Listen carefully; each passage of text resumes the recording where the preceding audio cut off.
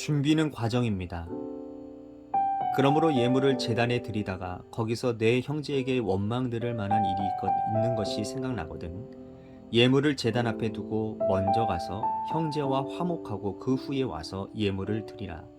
마태복음 5장 23절에서 24절 말씀.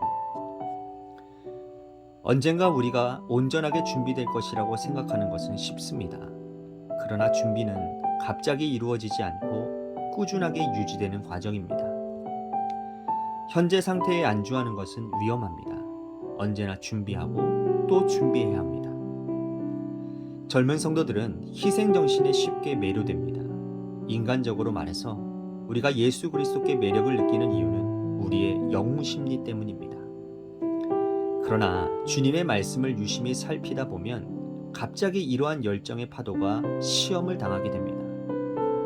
먼저 가서 형제와 화목하고 가라는 준비는 하나님의 말씀으로 당신의 마음을 자세히 점검하라는 말씀입니다. 영웅적인 희생정신만으로 충분하지 못합니다. 성령께서 당신 안에서 하시는 일은 주님을 섬기기에 도움이 되지 않는 성향을 찾아내시는 것입니다. 오직 하나님만이 당신 안에서 그 성량을 찾아내실 수 있습니다. 당신은 하나님께로부터 숨기는 것이 있습니까? 만일 있다면 하나님께서 주님의 빛으로 찾아내도록 하십시오. 죄가 있다면 그 죄를 고백하십시오. 죄를 인정하는 것으로 충분하지 않습니다. 자신에 대한 당신의 권리를 포기하고 그 어떠한 모욕을 당할지라도 당신의 주와 선생 되시는 주님께 기꺼이 순종하겠습니까? 결코 주님을 향한 확신을 버리지 마십시오. 성령께서 당신의 마음에 생각나게 하실 정도로 중요한 것이라면 그것이 바로 성령께서 찾아내 점검하시는 것입니다. 당신은 뭔가 큰 것을 포기해야 된다고 생각할 것입니다. 그런데 하나님은 당신에게 작은 뭔가를 말씀하십니다. 그러나 그 사소한 것 뒤에는 완고함이라는 성체가 자리 잡고 있습니다. 나는 나 자신에 대한 나의 권리를 포기하지 않을 것입니다. 이것이야말로 하나님께서 당신이 예수 그리스도의 제자가 되기 위해 포기하기를 원하시는 것입니다. 주님은 나의 최고봉 새벽묵상, 오늘은 10월 31일 준비는 과정입니다 라는 제목으로 말씀을 나누도록 하겠습니다. 우리는요, 하나님의 자녀들입니다. 자녀는 부모를 닮는 것이 정상이지요. 그러니까 우리도 주님을 닮아야 합니다.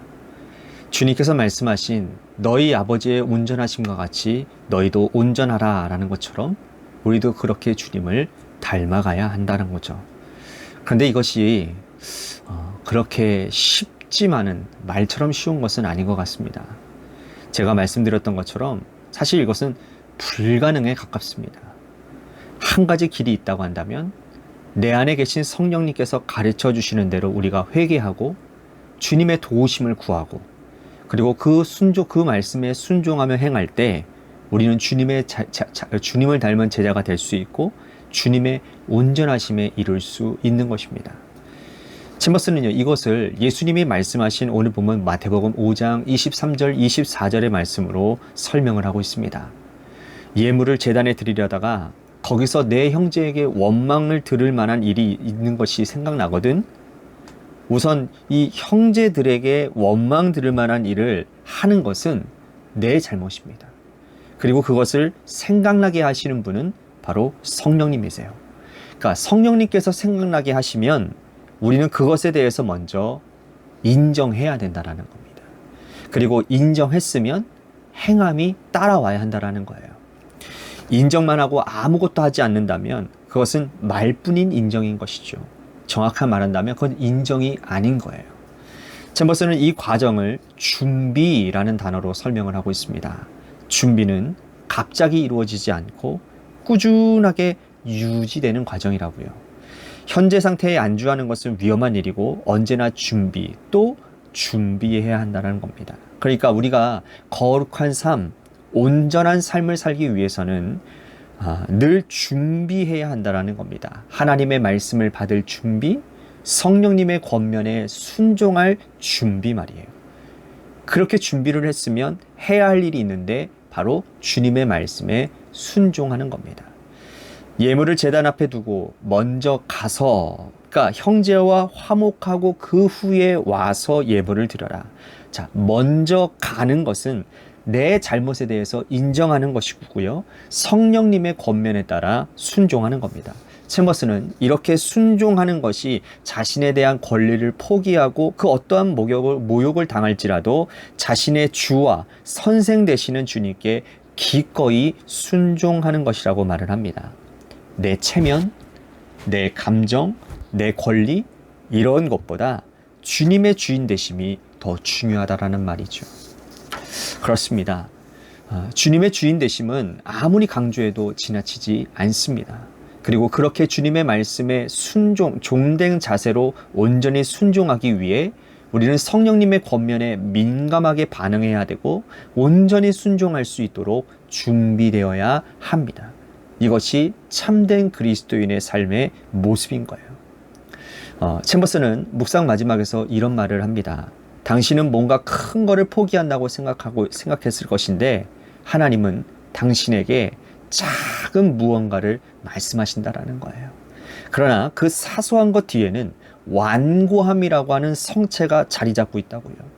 나는 나 자신에 대한 나의 권리를 포기하지 않을 것입니다 라고 말을 하는데, 이것이야말로 하나님께서 당신이 예수 그리스도의 제자가 되기 위해 포기를 하기를 원하시는 것이라고 말을 합니다. 그러니까 주님의 주인 되심을 방해하는 가장 큰 걸림돌은 바로 뭐냐면 나의 완고함, 다시 말하면 내 권리를 주장하는 자아의식이라는 거예요. 그러나 그것은 우리가 참된 주님의 제자가 되기 위해서 당연히 포기해야 된다는 것입니다. 사랑하는 성도 여러분, 여러분은 성령님의 권면에 귀 기울이며 사십니까? 주님의 참된 제자가 되기 위해 여러분들의 자아를 주님의 십자가 앞에 내려놓고 계십니까? 성령님께서 여러분들의 마음을 말씀의 거울 앞에 정직하게 비추어 주실 때 여러분들은 어떠한 반응을 보십니까?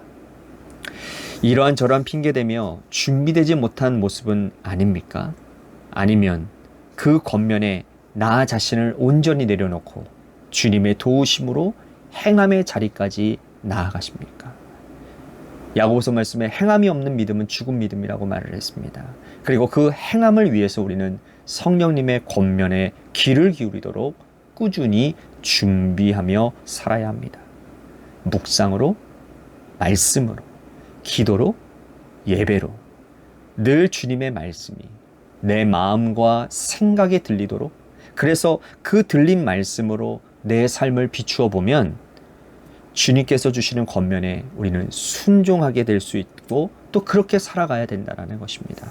바라기는 여러분들 모두의 삶이 성령님의 권면에 온전히 순종할 수 있도록 잘 준비되어진 삶이 되기를 소망하겠습니다. 그래서 성령님의 권면을 놓치는 어리석은 인생이 아니라 그 권면에 순종하여 행하고, 그래서 날마다 주님 닮아가는 참된 주님의 제자들 모두가 되시기를 주님의 이름으로 간절히 축복하겠습니다. 아멘.